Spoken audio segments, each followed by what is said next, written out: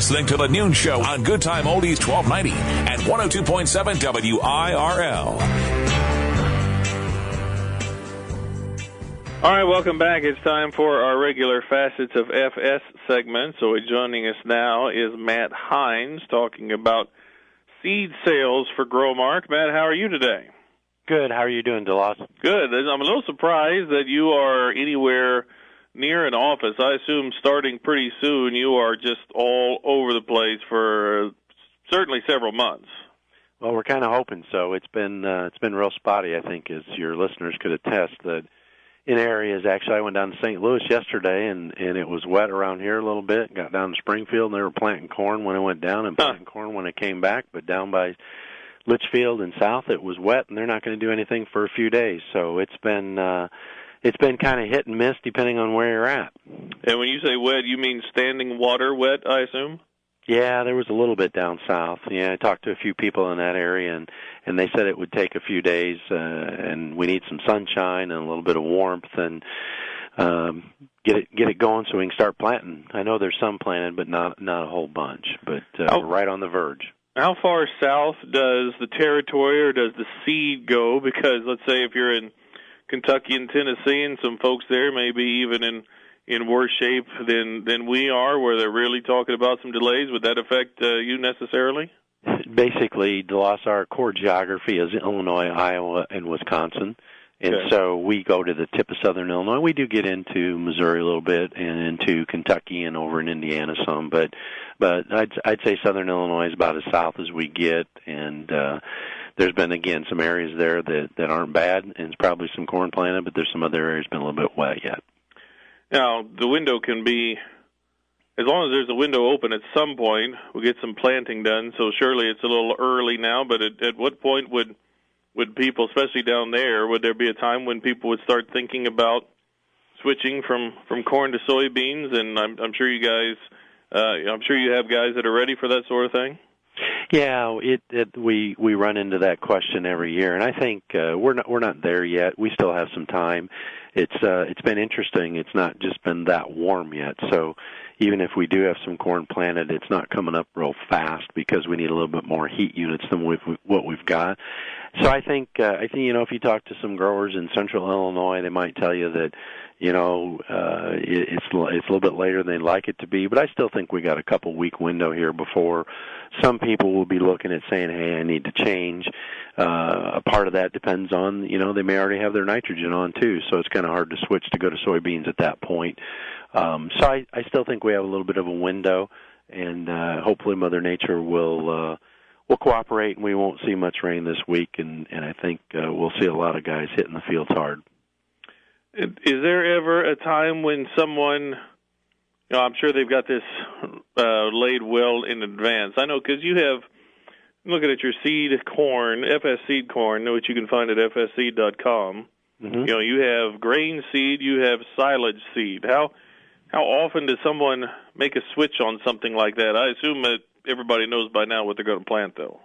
Yeah, I'd say that's pretty well ingrained, and we do sell a product in our Envision corn brand called Dairy Select that is mainly for those dairy growers. We just test it to make sure that it's got all the attributes that a dairy would want to help produce more milk, and in a lot of cases those hybrids are very similar to what we would use for our commercial production anyway, but we test those. They meet certain standards, and that's why we designate them Dairy Select.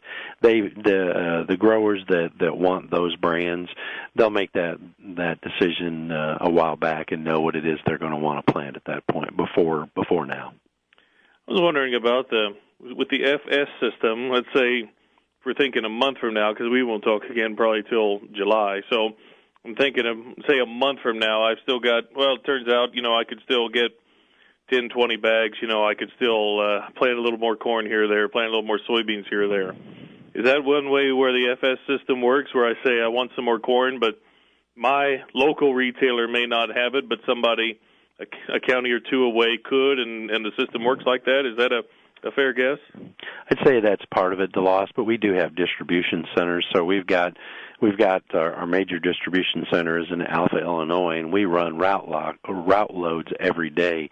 So our members throughout Illinois, Iowa, Wisconsin can receive a route load every day if they need product that they just don't happen to have in inventory. And we keep that warehouse in Alpha stocked with extra corn and soybeans, as well as we have one down in Nashville, Illinois. So for our Southern Illinois members, we have one even closer, and we have ample supply of corn and soybeans that we'll have there. So if a person would happen to need some things to finish up, or a member doesn't have it, we can get it to him within less than a 24-hour period to take care of the farmer so that he's got the products he needs. And I assume you're also doing some sort of local or regional research, so the planting window is important for you guys too, isn't it? Yeah, we do. That's part of what's important about our Envision and FS High Soy soybean brands are that we test them locally. So our members throughout Illinois, Iowa, Wisconsin, we put in test plots, research plots to see just how those products perform where we're at in just our footprint, not throughout the rest of the United States, but just in those local areas. So it is important for us as we take a look at that and to have the weather cooperate. But then maybe if you get in a year where we either get in earlier or get in later, we get other information that we don't normally get. So we welcome the changes to be able to see how our products will perform. Okay, and it's a good reminder that there have been 50 years of high soy. Does that necessarily mean anything for a grower, or especially for someone, I don't know, you may have had customers or family farms that have been with you from the get-go. Are you able to trace anything like that?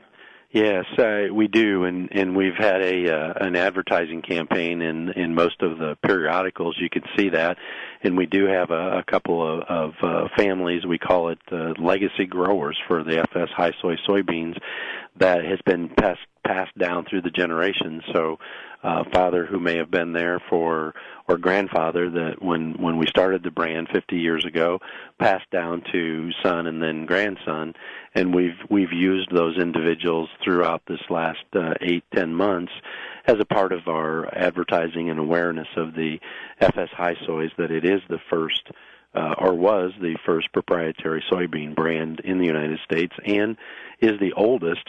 And just because it's the oldest doesn't mean that it's old.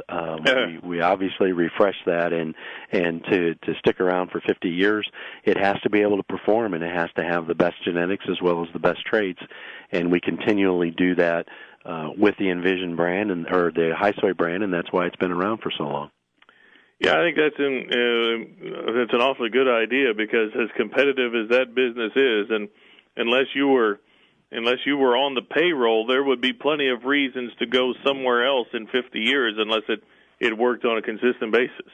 I would agree, and we have good people that we work with that select products for us, and that we test and make sure that it's the best product for our growers, and that's what we're all about here at FS, because we one of our goals is to improve the profitability of our farmer owners, and one of the ways to do that is bring the best products that will yield as good or better than anything out there. What else is going on this time of year for you guys? Well, we're a little nervous, DeLoss, because we're kind of waiting in some places to get some corn planted, and as you well know, we're not just a seed company. We also have fertilizer as well as plant food as well as crop protection products, and the rain is put a little bit of that off, and it just the longer we just get a little nervous waiting for those things to happen. The upside is we're able to move our assets to other areas so that we can service our growers even better in situations like this when we have some that aren't moving, and we can move those to areas where we really need to. So that's a positive, but just keeping an eye on the weather and making sure that we have product when the grower needs it. Very good. Well, good to visit with you. I'm sure we'll talk to you soon. Thanks, DeLoss. Have a good day, and thanks for calling. Absolutely. That's Matt Hynes. He is the Seed Sales and Marketing Manager for Growmark. And as I mentioned before, the website is simply fsseed.com. I'm sure you can talk to your local FS retailer about ideas still for this year or already thinking about 2016 for that matter. And next week, I believe, we'll have Harry Cooney on the program. I wasn't not quite sure about that. I should have thought of that before I even brought it up. But yes, Harry Cooney will be on, manager of customer risk management. I'll be sure to talk to him about a report I heard a week ago, which said that fuel sales should be even cheaper this year than they were last year. We'll talk about that and a lot more things with Harry next week. Stay tuned. We'll have more next on Good Time Oldies 1290 and 102.7 WIRL and 1290WIRL.com.